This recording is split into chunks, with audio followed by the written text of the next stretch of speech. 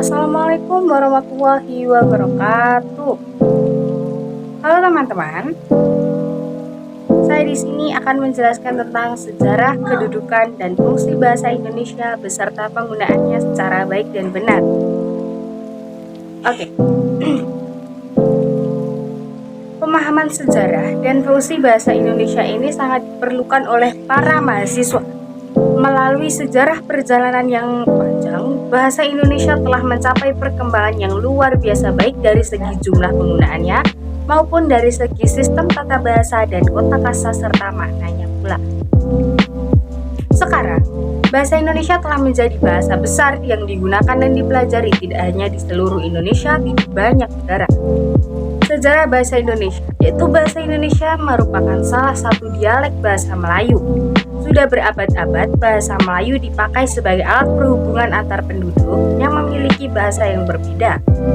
Bangsa asing yang datang ke Indonesia juga memakai bahasa Melayu untuk berkomunikasi dengan penduduk setempat.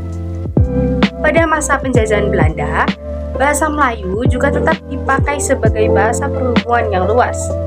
Pada tanggal 28 Oktober 1928, dalam Kongres Pemuda yang dihadiri oleh aktivis dari berbagai daerah di Indonesia, bahasa Melayu diubah namanya menjadi bahasa Indonesia yang diikrarkan dalam Sumpah Pemuda sebagai bahasa persatuan atau bahasa nasional.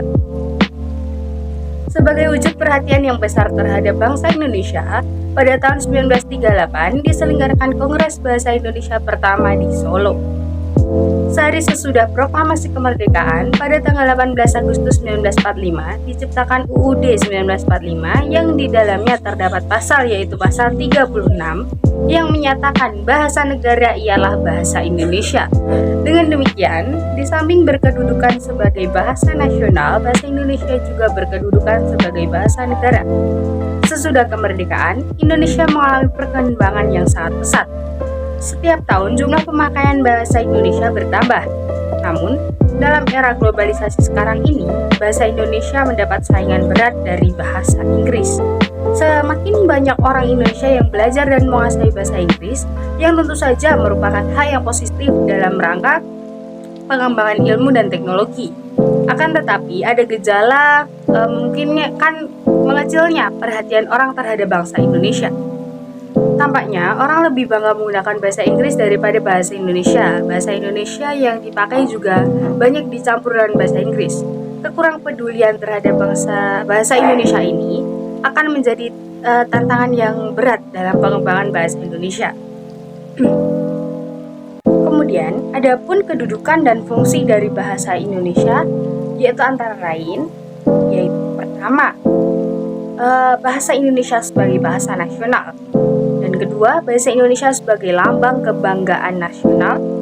Yang ketiga, bahasa Indonesia sebagai lambang identitas nasional. Keempat, bahasa Indonesia sebagai alat pemersatu berbagai suku bangsa. Dan kelima, bahasa Indonesia sebagai alat perhubungan antar daerah dan antar budaya.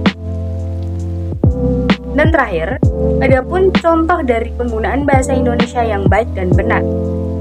Bahasa Indonesia dengan baik dan benar dapat diartikan pemakaian ragam bahasa yang serasi dengan sarananya dan di samping itu mengikuti kaidah bahasa yang betul.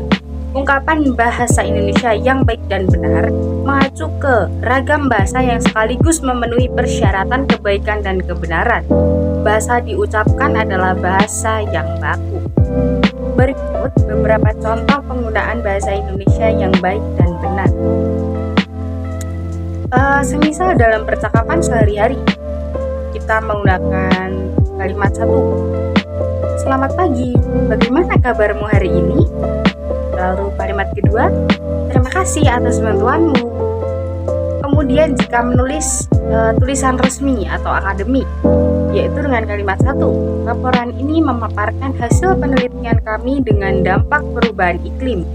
Dan kalimat dua, surat ini saya kirimkan untuk mengkonfirmasi janji temu kita. Nah, kemudian apabila kita berbicara dengan kesopanan, dengan kalimat satu, maaf, bisakah saya mengganggu sebentar? Dua, tolong jika berkenan dapat saya jelaskan lebih lanjut. Kemudian dengan penggunaan ejaan dan tata bahasa yang tepat. Contohnya, satu, saya akan segera datang. Kedua, pemahaman yang baik akan selalu Anda meraih sukses. Kemudian yang kelima akan penggunaan kata kerja yang tepat. Dia membaca buku sepanjang malam. Kami akan mengadakan pertemuan pada hari Kamis. Lalu yang terakhir adanya penghindaran kata kasar atau tidak pantas. Contohnya, tolong jangan gunakan kata-kata kasar di sini. Kemudian kita harus saling menghormati. So, ingatlah, jika penggunaan bahasa yang baik dan benar adalah kunci dalam berkomunikasi dengan jelas dan efektif dalam berbagai situasi.